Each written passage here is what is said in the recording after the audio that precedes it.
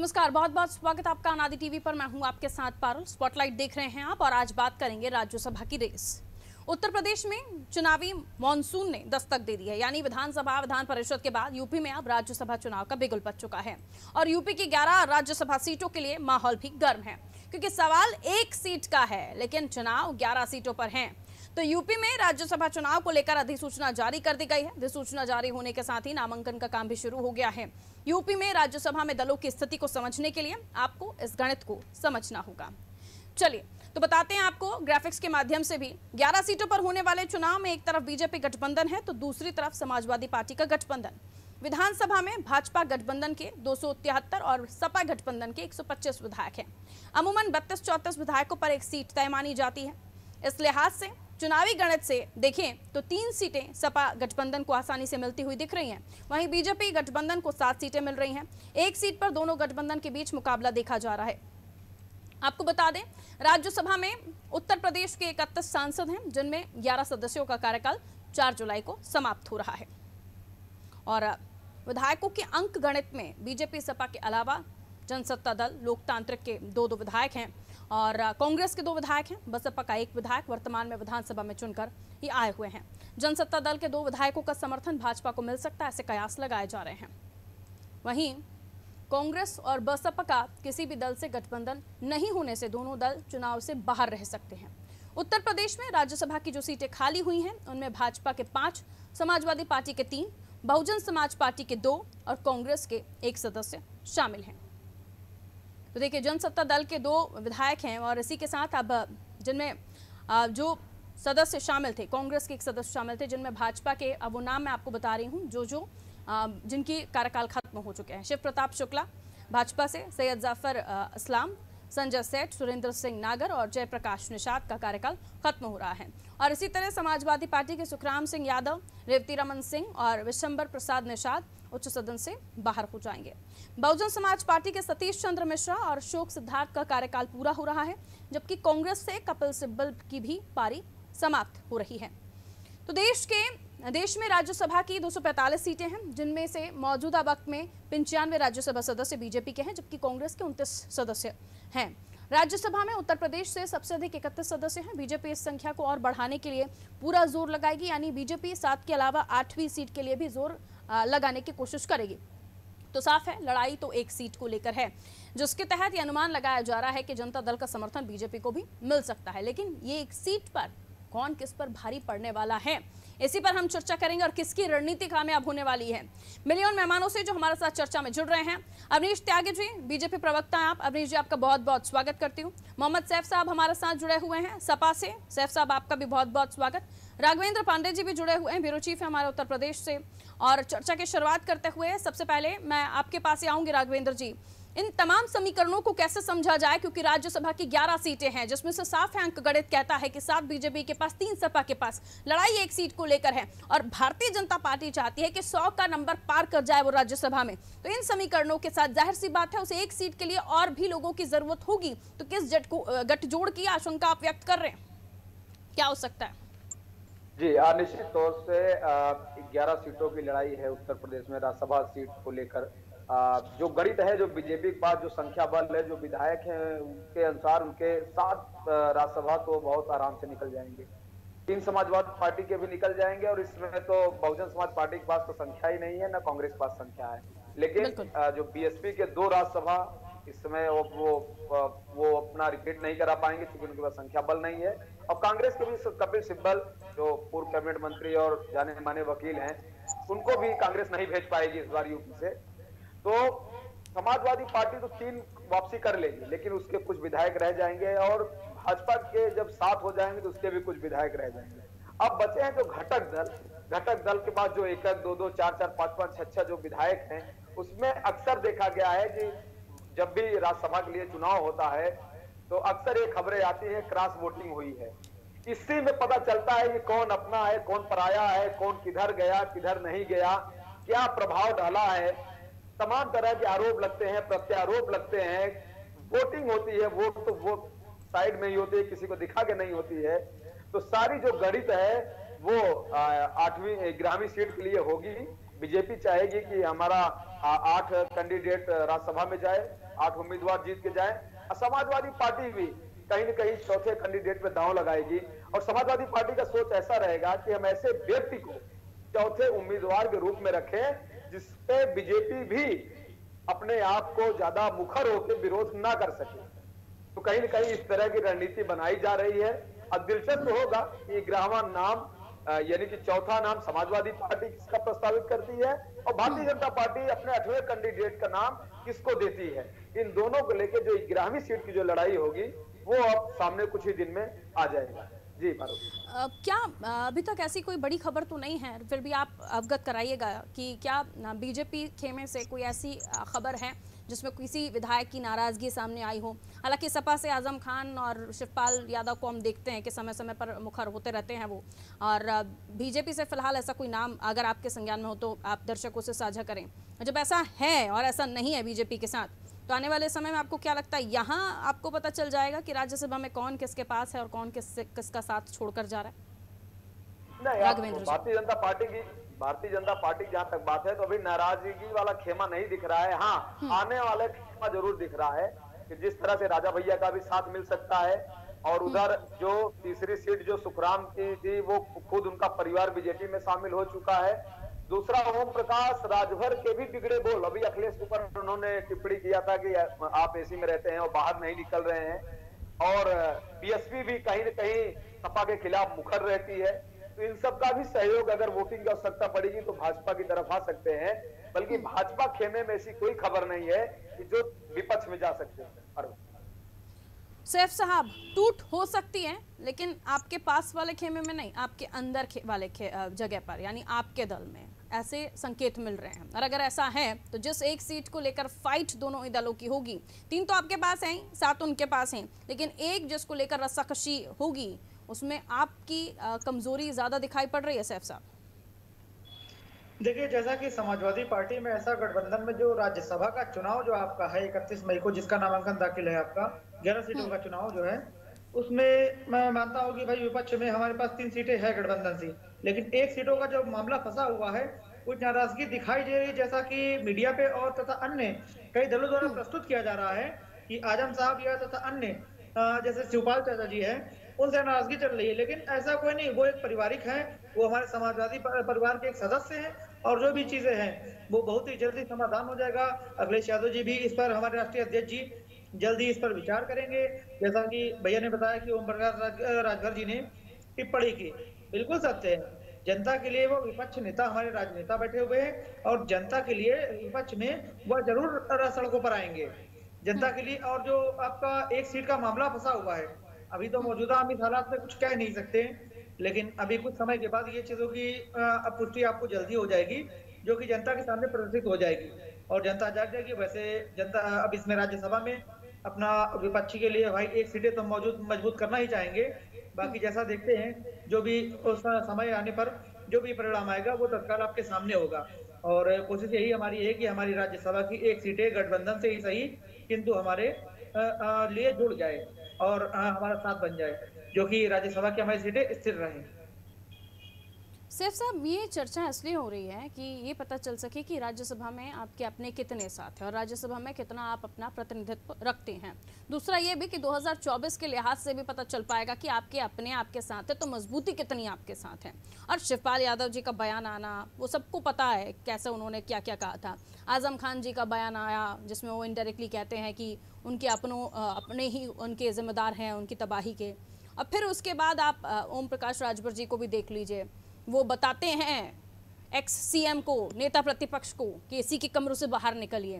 तो ये आपको इतना कैजुअल लगता है कि कोई भी आपकी पार्टी में जो नेता हैं वो आपके एक्स सीएम को, आपके पार्टी के नेता प्रतिपक्ष को, मुखिया को ये सारी बातें कहें? देखिए, ओम प्रकाश राजभर जी की टिप्पणी जो थी वो लाजमी है, किंतु जैसा कि लोग बातें आप मानते हैं कि अखिलेश जी इसी कमरों में बैठकर काम करते हैं, जनता के बीच नहीं जाते? नहीं, ऐसा नहीं है। हमारे जो अखिलेश यादव राष्ट्रीय अध्यक्ष जी वो बिल्कुल जनता के लिए जाते हैं। अभी तो आपने कहा कि लाजमी है उनका कहना, लाजमी से मतलब ठीक है, आवाज उन्हीं के लिए उठाते हैं जनता के लिए। जो उत्तर प्रदेश की जनता है वो समाजवादी परिवार की जनता है और उनके लिए हमेशा खड़े रहते हैं। मैं मानता हूँ कुछ थोड़ी सी का मन में थोड़ी सी शंका है, कुछ चीजों की बातें है। तो ये शंका वहाँ वोटिंग के टाइम पर ना हो जाए ना सर? हिंदू भी एक शंका जैसा कि कुशंका। विपक्ष पार्टियां ये दावा कर रही है कि नाराजगी चल रही है उनके बीच और ये शिवपाल जी से या उनसे, ऐसा कुछ भी नहीं है। हमारा समाजवादी परिवार बहुत ही मजबूत और बहुत ही अच्छा परिवार है, जो कि नहीं, ये उनकी ताकत दिखाने का भी समय होगा ना मोहम्मद सैफ साहब, ये उनकी ताकत भी दिखाने का समय हो गया कि आप हमें इग्नोर करें, हम आपके पास आए, आप हमें मीटिंग में ना बुलाएं, आजम खान से आप ईद मिलने ना जाएं। प्रस्तुत करेंगे जो कि राष्ट्रीय अध्यक्ष जी को ओम प्रकाश राजभर द्वारा भी बोला गया है, जो भी उन्होंने बात कही है उसको राष्ट्रीय अध्यक्ष जी काफी गंभीरता से लेते हुए इस पर विचार किया है और वह जल्दी बता रहे हैं। विचार क्या किया है? बाहर निकलेंगे या उनको कुछ सजा देंगे? एसी कमरों से बाहर निकलेंगे या उनको सजा देंगे? तो हमारे पार्टी के हमारे परिवार में ही जुड़े हुए हैं और सजा का कोई मतलब नहीं होता, ना ही कोई टिप्पणी या कार्यालय प्रदेश या राष्ट्रीय लेवल से जो हमारी पार्टी के ऐसी कोई गतिविधि नहीं है जिससे किसी को सजा दी जा सके। वो हमारे परिवार को है और हम उसको परिवार की तरह ही समेट के चलेंगे। जो अखिलेश यादव जी हमारे राष्ट्रीय अध्यक्ष जी है, वो जल्द ही आप जनता के लिए बाहर आएंगे और राज्यसभा का चुनाव जल्द ही संपन्न कराएंगे। इसका जो ये बड़ा दिल रख के आपने स्वीकार किया कि जल्दी वो बाहर आएंगे, बड़ा दिल रख के आपने स्वीकार किया, दाद देती हूँ आपके इस दमदारी की। लौट रही हूँ हमारे साथ बीजेपी से अवनीश त्यागी जी जुड़े हुए हैं। त्यागी जी, खेल तो सिर्फ एक ही सीट का है और ये एक सीट न जाने क्या क्या कराएगी। अब हम देख रहे हैं यहाँ तो कुछ नाराजगी है भी, लेकिन आपके खेमे में ऐसी कोई बड़ी खबर नहीं है। लेकिन कहा जाता है भारतीय जनता पार्टी में दिखाया नहीं जाता अंदर क्या चल रहा है, तो ऐसा तो नहीं आपके यहाँ भी कोई ऐसी गड़बड़ चल रही हो और फिर आप लोग एक सीट के लिए लड़ाई है तो सर कहीं तो हाथ पैर मारेंगे, और वो दल कौन सा, जरा ये भी खुलासा कर दीजिए। बात तो जी आपने कहा कि 8वीं लड़ाई, 8 लड़ाई 8 जनता पार्टी कि कोई फोन करने की जरूरत नहीं, सब विधायकों को पता है विकास देश के विकास के लिए सरकार से दूर होना चाहिए। जब राज्यसभा में बढ़ेगी तो विकास अच्छे से। अब समस्या ये तो हालात समाजवादी पार्टी में जो 3 सीटें जो अपनी पास हैं तो उसमें भी शंका हो सकती है तरह से होगी, कैसे करेंगे मैंने तो समाजवादी पार्टी उस पर ध्यान दे। 8वीं सीट पर ख्याल होते, 8वीं सीट तो भाजपा है, कोई दिक्कत नहीं। घटक दल हमारे मजबूत है, हमारे यहाँ नहीं है ना कुछ तरह की बातें गठबंधन में, समाजवादी गठबंधन में हो रही है, समाजवादी पार्टी के अंदर हो रही है, वो अपनी सीटें कैसे बचाएंगी ये उसकी चिंता। अच्छा, आपको डाउट है कि 3 सीटें भी बच जाएं, ये बड़ी बात है? इतनी दिखाई दे रही है आपको? हालात लोकतंत्र की हत्या करनी हो तो बात अलग है, क्योंकि चुनाव माहौल में काफी चीजें इससे पहले भी चर्चा में बनी रही है, जो कि चुनाव में काफी गड़बड़ियां होती रही है। अगर उस माध्यम से आप यदि इस बात को कहना चाहे कि राज्यसभा में तो विधायक वोटिंग करते हैं ना सर, आपके एमएलएज हैं और समाजवादी पार्टी के साथ मानता हूं मैं पक्षी दल में बैठा हूं। त्यागी जी को बात तो कंप्लीट करने दीजिए, अभी तो उन्होंने 3 का नंबर ही गिनाया था। 3 में उनका क्या मतलब है, जरा समझ तो लीजिए, थोड़ा सा सब्र कीजिए सर। अवनीश जी का ये आक्रोश जितना नाराज इस तरह थोड़ा माइक पास में कीजिए, आपका वॉइस ब्रेक होकर आ रहा है हमारे पास। तरह से समाजवादी पार्टी अंतर कलह दिख रहे हैं और चारों की एकता नहीं दिख रही, मतभेद नजर आ रहे हैं, सार्वजनिक हो रहे हैं। उससे बिल्कुल जाहिर ये होता है कि जाना बना 3 सीटों को समाजवादी पार्टी के आसान नहीं होगी। जहाँ तक भारतीय जनता पार्टी की बात है, भारतीय जनता पार्टी तो सीटें जीतेंगी, भाजपा के गठबंधन से कोई बात नहीं है, ना कोई हमारा है, बल्कि जो अन्य सहयोगी हैं जो साथ नहीं रहे वो विधायक देंगे। मजबूत सरकार है, दिशा। आपको लगता है जो घटक दल है वो साथ छोड़ सकते हैं? हमारा साथ नहीं छोड़ेंगे, उनका साथ छोड़ो। उनका साथ जो घटक दल है उनके, वो आप उनका साथ छोड़ देंगे? आपको ऐसा लगता है? क्यों लगता है सर? वो कौन से नाम है, जरा खुलासा भी कर दीजिए, कौन छोड़ रहा है सबको? मैं कह रहा हूँ विकास के नाम पे अंतरात्मा की आवाज से भाजपा को मजबूत बनाने का काम सभी विधायक आने से पहले बड़े बड़े नेताओं की अंतरात्मा भी जाग जाती है कभी कभी।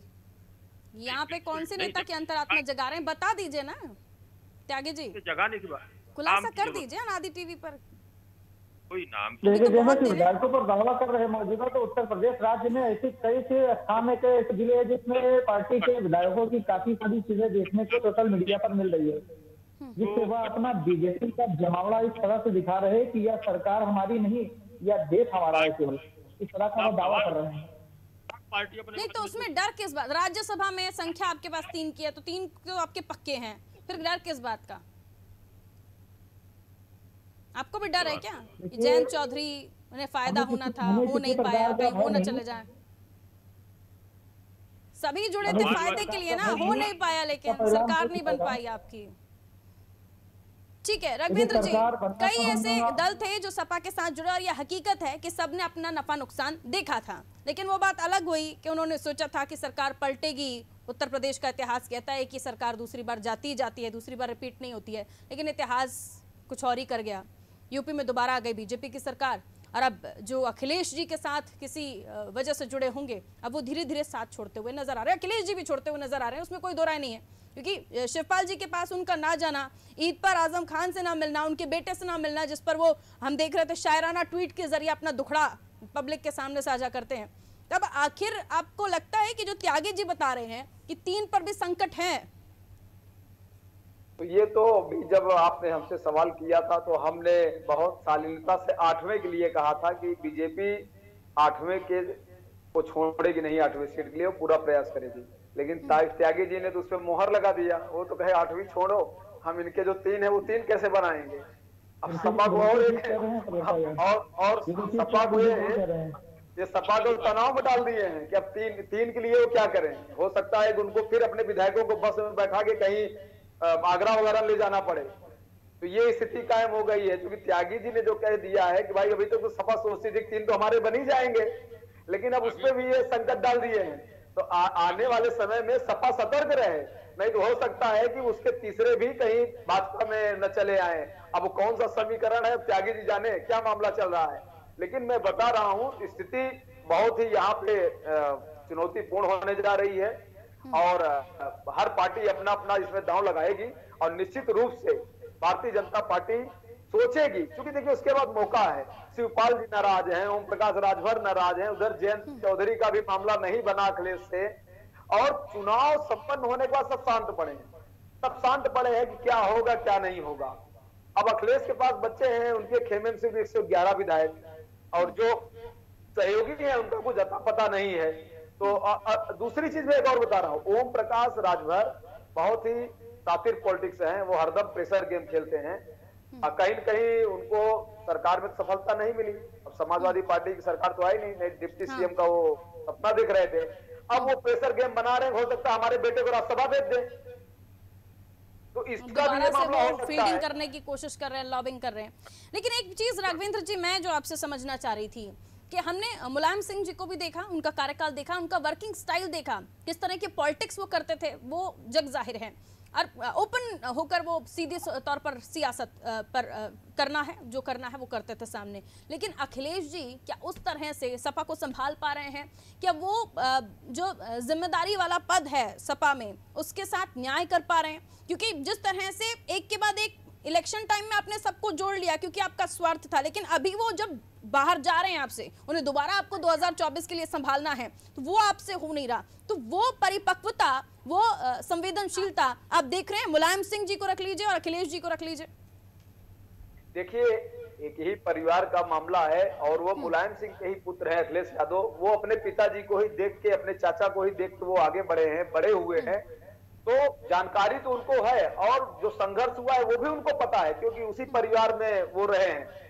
समस्या ये है कि जो वर्किंग स्टाइल थी मुलायम सिंह की, मुलायम सिंह अपने लोगों के लिए लड़ते थे, वो जमीन पर रहते थे, अब वो राजनीति में एकदम एक्टिव रहते थे। तो सैफ साहब बोल रहे हैं ना एसी कमरे से नहीं निकल पा रहे हैं अभी अखिलेश जी, गर्मी बहुत हो रही है। उत्तर प्रदेश में तो बारिश भी हो गई, फिर भी गर्मी है। ये सवाल नहीं आना चाहिए, इस बात को मानता है कि राष्ट्रीय अध्यक्ष जी की कुछ लापरवाही है, की तरफ से आना चाहिए, ना घर से आना चाहिए, ना कार्यकर्ताओं से आना चाहिए। इसका मौका ही नहीं देना चाहिए अखिलेश को। अखिलेश यंग है, उनके पास पूरा समय है, तो अपनी राजनीति करें, जूझें, अपनी गिरफ्तारी दे, कोई मामला हो आंदोलन खड़ा करें, लेकिन वो नहीं कर पा रहे थे, सवाल उठ रहा है। तो यही अंतर है। मुलायम सिंह यादव जमीन की राजनीति करते थे और अपने साथ अपने गुलदस्ता बना के हर वर्ग के लोगों को अपने बराबर लेके चलते थे। मुलायम सिंह एकदम मित्रता निभा के अपने लेवल के लोगों को अपने साथ लेके चलते थे, वो चीज का अभाव है।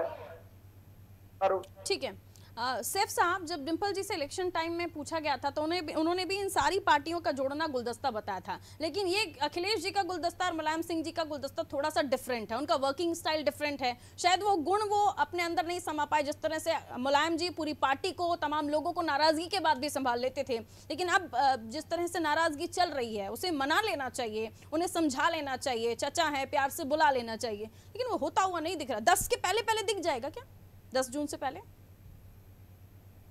देखिए, इसमें अभी मौजूदा कांग्रेस में कोई उत्तर नहीं है हमारे पास, किंतु यह चीज जैसा कि मुलायम सिंह यादव जी की बात करें तो वो हमारे माननीय नेता जी थे, वो एक जमीनी स्तर के लोक नेता थे जो कि जनता के लिए तथा अपने कार्यकर्ताओं के लिए, अपनी प्रदेश कार्यकारिणी के लिए, सभी के लिए बिल्कुल जमीन पर खड़े होते थे। इस चीज में हमारे राष्ट्रीय अध्यक्ष जी थोड़ा सा विलंब करते हैं, में बैठना पड़ रहा है, एसी से बाहर नहीं आ पा रहे, तो कैसे गुण मिलेगा? पिताजी की छत्रछाया में कैसे सीखेगा? नहीं दे रहे हैं तथा पार्टी का जो गठबंधन है कई अन्य दलों से, छोटे दलों से, इसके अलावा चाचा से, आजम खान साहब से, इन चीजों में कुछ चीजें विलंब कर रहे हैं। लेकिन राज्यसभा अच्छा, अभी का जिस तरह से बीजेपी कह रही है सैफ साहब बार बार कि आप तो अपने 3 भी संभाल लीजिए, 3 सीट्स भी और संभाल लीजिए, या कुछ चुनौती लग रहा है कि कुछ प्लानिंग चल रही है या फिर कुछ संपर्क में है उनके? इतनी भी कमजोर नहीं है, क्योंकि जिस तरह से अभी मौजूदा हालात जो चल रहे हैं हमारे उत्तर प्रदेश में और केंद्र के, कि राशन के मुद्दे को लेकर मामला उठा हुआ है, राशन टेंडर करना और चुनाव मुद्दे। अरे उसका राज्यसभा से भी क्या लेना था? राज्यसभा में तो आपके एमएलए, उनको राशन मिले ना मिले आपके साथ तो तब भी रहेंगे ना। पलटी मार रहे हैं कि ऐसा कोई आदेश हमने पारित नहीं किया, तो इस बात का दावा कैसे कर सकते, कैसे इस बात पे मोहर लगा सकते हैं? अखिलेश जी क्या 10 तारीख से पहले खेमे को संभाल लेंगे? क्योंकि जो नाराजगी सामने आ रही है 10 से पहले संभाल लेंगे तो 3 तो आपके पास है ही, बाकी का चौथी का नहीं पता, लेकिन चुनौती तो बीजेपी दे रही है ना, तो आप तो 3 भी संभाल लीजिए। पॉलिटिकल टूर तो नहीं शुरू हो जाएगा 10 से पहले? देखिए, मैं एक समाजवादी पार्टी कार्यकर्ता और पदाधिकारी होने के बाद से मैं तो ईश्वर से यही प्रार्थना करना चाहूंगा कि हे ईश्वर, हमारी कार्यकारिणी संभाल कर बीजेपी की राजनीति कामयाब ना संपन्न बनाए, तथा इसके अतिरिक्त मैं अपने पदाधिकारी के पद से इस अध्याय पर मैं जरूर ही चर्चा करूंगा और इस पर एक लेटर भी लिखकर मैं जारी करके भेजूंगा उन्हें। चलिए, आप जैसे ईमानदार कार्यकर्ता सपा में हो, जो दृढ़ इच्छा से, कर्मठता से अपनी पार्टी के लिए बात करें, काम करें और स्वीकारें क्या हकीकत क्या है, तो आने वाले समय में ऐसी उम्मीद कर सकते हैं कि और भी कार्यकर्ता आपके साथ आपके जैसे हो जाए तो पार्टी का कल्याण हो जाए। खैर, फिलहाल तो हम अवनीश त्यागी जी से पूछ रहे हैं, सर कौन सी गेंद डाल रहे हैं, जरा समझा दीजिए। ये 3 सीटों को लेकर आप जो ये पिंच कर रहे हैं ना बार बार सपा को, इसके पीछे का राज जरा बताइए जल्दी से। या हवा में है या फिर कुछ वाकई अंदर गाला चल रहा है? कौन कौन है संपर्क में? आप देखिए, आप राजनीति जान रही हैं, सब चीजों को सामने से देख रही हैं तस्वीर। सपा प्रवक्ता का भी बात सुनती है, सपा नेता ने क्या कहा कि अंदर कुछ गड़बड़ है। समाजवादी पार्टी के जो भीतर गड़बड़ है, जो एकदम असंतोष पैदा हो रहा है, जो अपने नेता की कार्यशैली पे सवाल उठ रहा है, ये भी स्वीकार कर रहे हैं कि इन्हें जाना चाहिए। दुआओं जैसी बातें करने लगे कि भाई दुआएं करें, दुआ कर रहे हैं। मोहम्मद सैफ साहब बोल तो गए, आगे पता नहीं क्या होगा। खैर, त्यागे जी, वो दुआएं की स्थिति ऐसी आ गई कि दुआओं की स्थिति आ गई। दुआएं देखिए, इस पर हमारी कोई टिप्पणी नहीं, किंतु जैसा इनका कहना था वैसे मेरा उत्तर था। भाई जो चीजें है, मैंने कहा कुछ विलंब कर रहे हैं, किंतु उस चीज का सुधार जल्द ही करेंगे। अब डैमेज कंट्रोल मत कीजिए। आजम खान साहब सुधार रहे हैं, आजम खान की सवाल उठ रहे हैं और नेताओं के सवाल उठ रहे हैं। शिवपाल जी भी समाजवादी पार्टी के सदस्य हैं, उसी के निशान पे चुनाव लड़े हैं। तो ये जो असंतोष अंतर पलप रहा है, जो अंतर जो चल रहा है, सहयोगी गुट जिस तरह से नाराज हो रहा है, उसके सवाल को देखते तीसरी सीट कैसी रहेगी, एक सवाल आप त्यागे जी, ये तो सत्य है कि बीजेपी वो पार्टी है जो दिल मांगे मोर का नारा लेकर चलती है, और जितने हैं उतने से आप लोग संतुष्ट तो होंगे नहीं। एक है, उसके बाद आप यहाँ पर कह ही चुके हैं कि 3 भी, हमारी 3 पर भी नजर है, तो आपने यहाँ सियासी हलचल तो यहीं पर पैदा कर दिया और इसी से उठेंगे सवाल। अगले बार जब हम चर्चा करेंगे तो फिर टिप्पणी पूछेंगे आपसे कि समाजवादी पार्टी को उसके भीतर बना रहा है, उससे दिख रहा है, सबको दिख क्या हो रहा है। फायदा तो हो ही सकता है, फिर गोल डाल के देख लेते हैं, ऐसा ट्राई कर रहे हैं। नुकसान न फायदा, ये तो बात समाजवादी पार्टी के भीतर है, उसको देखते हुए लग रहा है कि वो कैसे जुटा पाएंगे, कैसे वो जुटा पाएंगे। ऐसा होगी नाराज है खिलाड़ी के सामने, आप वही तो गेंद डालेंगे ना जिससे आपको फायदा हो जाए। कोशिश तो आप लोगों की यही चल रही है। एक विकेट हो जाए तो क्या? समझ सकती हूँ सर, हाल दिल आपका भी बहुत बहुत शुक्रिया आपका हमारे साथ जुड़ने के लिए। राघवेंद्र जी आपका भी शुक्रिया हमारे साथ जुड़ने के लिए। सैफ साहब बहुत बहुत शुक्रिया, उम्मीद करती हूँ कि सब कुछ ठीक हो, क्योंकि स्वीकार तो आप कर गए बड़ी दिलदारी के साथ, दमदारी के साथ, लेकिन आने वाले समय में होगा क्या ही नहीं पता। तो राज्यसभा चुनाव को लेकर हम चर्चा कर रहे थे, 10 जून को वोटिंग होनी है और उसी के साथ ये पता चल जाएगा कि किसके खाते में कितनी सीटें जा रही हैं। अंक गणित पर नजर डालिए तो विधानसभा में विधायकों के लिहाज से 7 सीटें बीजेपी के पास, 3 सीटें सपा के पास, लेकिन एक पर पैंच फंसा हुआ है, एक किसके पास जाएगी? क्या दूसरे दल समर्थन करेंगे बीजेपी का या सपा के साथ कुछ और लोग जुड़ जाएंगे जिससे सपा का पक्ष मजबूत हो जाएगा? लेकिन यहाँ इसी प्लेटफॉर्म पर नादी टीवी पर बीजेपी के प्रवक्ता कहते हुए नजर आए कि आप एक छोड़िए बाकी 3 भी बचा लीजिए, यानी एक चुनौती, एक चैलेंज दिया है बीजेपी प्रवक्ता ने सपा को कि आने वाले समय में एक तो हम निकाल ही लेंगे, बाकी 3 पर भी हमारी नजर है। ऐसे में सियासी माहौल उत्तर प्रदेश का किस तरह से गर्म होता है आने वाले समय में पता चलेगा। फिलहाल तो गर्माहट अभी भी है। दीजिए इजाजत, रखिए अपना ख्याल, नमस्कार।